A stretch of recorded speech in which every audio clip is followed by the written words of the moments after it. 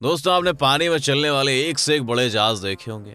इनका साइज इतना बड़ा होता है कि पूरे का पूरा शहर उनमें समा जाए। और कुछ जहाज तो इतने बड़े और खूबसूरत होते हैं कि उनसे नजरें हटाना भी मुश्किल होता है। दोस्तों, इस तरह के जहाजों को देखकर अक्सर हम सबके दिमाग में कई सवाल आते हैं, जैसे ये बनते कैसे होंगे, इन्हें पानी में कैसे उतारते होंगे, और ये पानी में डूबते क्यों नहीं है। अगर आपको भी कभी इन सवालों ने परेशान किया है तो आप बिल्कुल सही जगह हैं।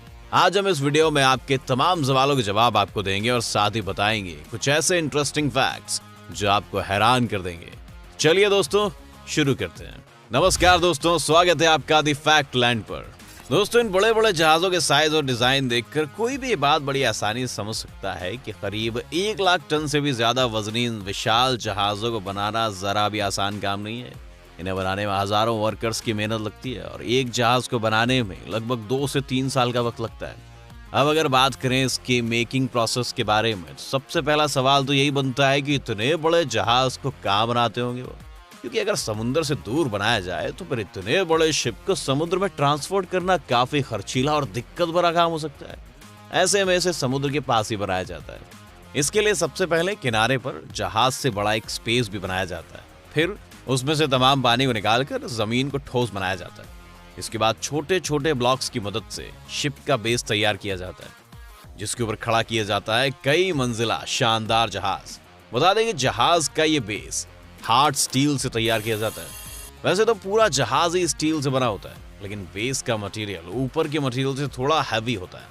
स्टील मेटल यूज करने की एक वजह यह भी है कि समुद्र के खारे पानी से लोहे या किसी और मटेरियल के खराब या कमजोर होने की संभावना रहती है। और चूंकि बेस पर यह सब कुछ डिपेंड करता है, तो पहले स्टील की मोटी चादरों से बेस बनाया जाता है और फिर उसके ऊपर स्टील की रॉड्स को वेल्ड किया जाता है।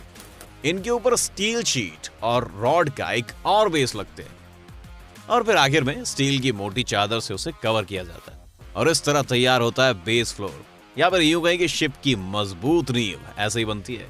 इसके बाद स्टील शीट की मदद से जहाज की दीवारें, कमरे, गैलरी, लॉबी जैसे स्पेस का बेसिक स्ट्रक्चर तैयार किया जाता है। शिप का पूरा ढांचा तैयार होने के बाद शुरू होता है जहाज के अंदर का काम। शिप के अंदर स्टील की सीलिंग बनाकर छत तैयार की जाती है। पूरे जहाज के अंदर बिजली की सप्लाई की वायरिंग की जाती है। लकड़ी और शीशे की मदद से जहाज के कमरों को तैयार किया जाता है। यानी यूं कहें कि बेसिक डिजाइन के बाद काम शुरू होता है जहाज को आलीशान और खूबसूरत बनाने का। यहाँ आम आदमी की जरूरत के हिसाब से हर जरूरी चीज मौजूद होती है। शिप को बनाने में लग्जरी का पूरा ख्याल रखा जाता है। साथ ही शिप के इंजीनियर आपकी सेफ्टी का भी पूरा ख्याल रखते हुए इसे बनाते हैं। शिप का इंटीरियर इतना खूबसूरत होता है कि हर कोई देखता ही रह जाए। शिप के अंदर शानदार bedroom, bathroom, kitchen, store room, gallery, lobby, pool, gym, casino, hospital, यहाँ तक कि शॉपिंग कॉम्प्लेक्स तक इतने दिलकश होते हैं कि आए हाय देखने वाले पहले ही नजर में उसकी दीवाने हो जाए। कुल मिलाकर एक आलीशान क्रूज में वो हर चीज बनाई जाती है जो आपको किसी खूबसूरत शहर में मिलेगी। तभी तो लोग इन्हें पानी में चलने वाला आलीशान और खूबसूरत शहर भी बोलते हैं। और जब ये शानदार क्रूज बनकर तैयार हो जाता है तो इसके वेंटिलेशन के लिए शीशे का बड़ा सा जाल तैयार किया जाता है जो शिप से बाहर तैयार होता है और बाद में उसे बड़ी क्रेन्स की मदद से जहाज पर फिट किया जाता है। इसके बाद जहाज में इंजन और ब्रोंज प्रोपेलर लगाए जाते हैं। ये प्रोपेलर जितनी तेजी से घूमेगा शिप उतना ही तेज चलेगा, इसीलिए शिप में एक से ज्यादा प्रोपेलर भी लगाए जाते हैं। अच्छा, ब्रॉन्ज प्रोपेलर लगाने की वजह यह है कि ब्रॉन्ज एल्यूमिनियम और सिलिकॉन का एलॉय होता है जो कि खारे पानी में जंग नहीं पकड़ता। उसके बाद जहाज की बॉडी पर जंग रोधक केमिकल लगाया जाता है ताकि समुद्र के खारे पानी से जहाज को भी जंग न लगे। और फिर जहाज को पेंट करने के बाद टेस्टिंग के लिए पानी में उतारा जाता है। टेस्टिंग के बाद सामने आई कमियों को दूर करने के बाद इस पर लोगो बनाया जाता है और इस तरह एक शिप बनकर तैयार हो जाता है। तो दोस्तों, ये तो था कि शिप कैसे बनता है, लेकिन अब सवाल ये आता है कि इतने बड़े जहाज को पानी में कैसे उतारा जाता है। चलिए हम आपको बताते हैं। दोस्तों, शिप को पानी में उतारना बेहद खतरनाक काम होता है, क्योंकि यहाँ अगर जरा सी भी चूक हुई तो करोड़ों अरबों रुपए का नुकसान हो सकता है। बता दें कि जहाजों को पानी में उतारने के लिए मुख्य रूप से 4 टेक्निक्स का इस्तेमाल किया जाता है, जिसमें से सबसे पहली है फ्लोटिंग आउट टाइप लॉन्चिंग। दोस्तों, जैसा कि हमने आपको शुरू में बताया था कि जहाज को बनाने से पहले समुद्र किनारे जहाज से बड़ी जगह को खाली किया जाता है। और फिर वहां से बनाया जाता है। तो फ्लोटिंग आउट लॉन्चिंग में जहाज की मेकिंग पूरी होने के बाद उस जगह को वापस पानी से भर दिया जाता है और फिर उस पानी को समुद्र के पानी से मिला दिया जाता है। फिर जहाज धीरे धीरे समुद्र में लाया जाता है।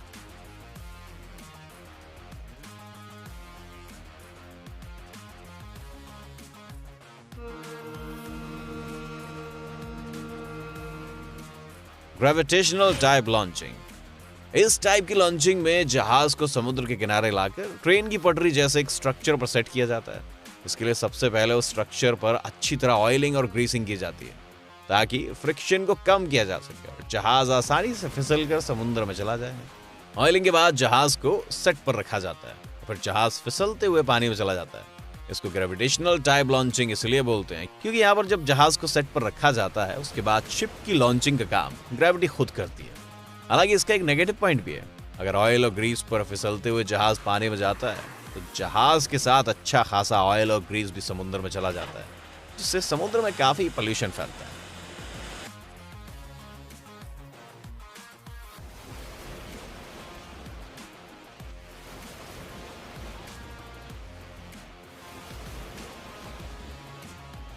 Airbag launching. दोस्तों, ये है शिप लॉन्चिंग का सबसे सिंपल तरीका। इसमें सिलेंडर जैसे बड़े बड़े एयरबैग्स पर जहाज को रखा जाता है और उनके साथ लुढ़कता हुआ जहाज पानी में चला जाता है।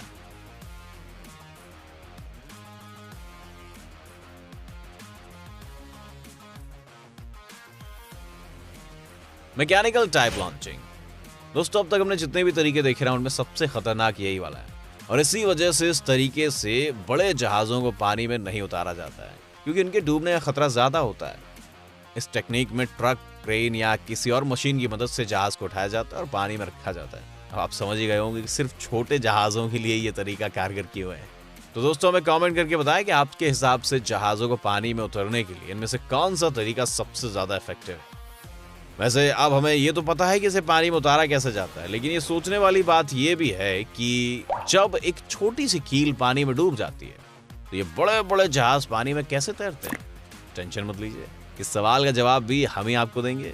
दोस्तों, ये तो आपको पता ही होगा कि ग्रेविटी की वजह से हर चीज धरती अपनी ओर खींचती है और इसी वजह से पानी में कील, गेंद या कोई भी चीज डूब जाती है। लेकिन शिप क्यों नहीं डूबता? तो दोस्तों, इसका जवाब हमें मिलता है महान वैज्ञानिक आर्किमिडीज के प्रिंसिपल की मदद से। दरअसल ये सिद्धांत कहता है कि जब हम पानी में कोई चीज डालते हैं, जितना उसका वजन होता है उतना ही पानी वो सतह से हटाता है। और दूसरी चीज ये है कि जब कोई भी चीज पानी में जाती है तो उसका वजन कम होना शुरू हो जाता है। ऐसा इसलिए होता है क्योंकि ग्रेविटेशनल फोर्स तो उस चीज को नीचे खींच रहा है और एक दूसरा फोर्स, जिसे हम बायंट फोर्स कहते हैं, उसे ऊपर की ओर धकेल रहा है। आपने अक्सर देखा होगा कि कुछ चीजें पहले तो पानी में डूब जाती हैं और फिर कुछ ही सेकंड्स में वो फिर से ऊपर आ जाती हैं। ऐसा बायंट फोर्स की वजह से ही होता है।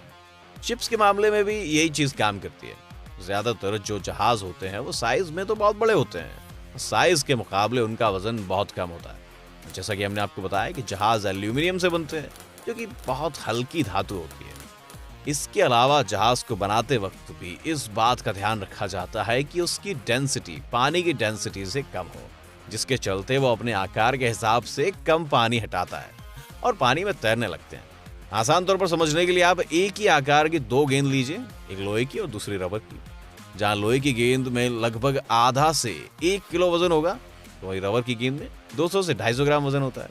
और इसीलिए जो रबर की गेंद होती है वो कम पानी को सतह से हटाती है और पानी के ऊपर तैरती है। ऐसा ही होता है बड़े बड़े जहाजों के साथ। तो दोस्तों, अगली बार से जब आप जहाजों को देखें तो उसके साइज और वजन दोनों को कंपेयर करना। तो दोस्तों, हम उम्मीद करते हैं कि आपके तमाम सवालों के जवाब आपको मिल गए होंगे। पर अगर अब भी आपका कोई सवाल बच गया है तो हमें कमेंट करके जरूर बताएं। और अगर आपको वीडियो पसंद आया हो तो वीडियो को लाइक कीजिए, साथ ही अपने दोस्तों के साथ मिलकर भी इस वीडियो को शेयर करना बिल्कुल मत भूलें। और द फैक्ट लैंड की हर लेटेस्ट अपडेट के लिए सब्सक्राइब बटन क्लिक करके बेल आइकन दबाएं। चलिए, फिलहाल के लिए बस इतना ही। जल्दी लौटेंगे एक नए वीडियो के साथ। धन्यवाद।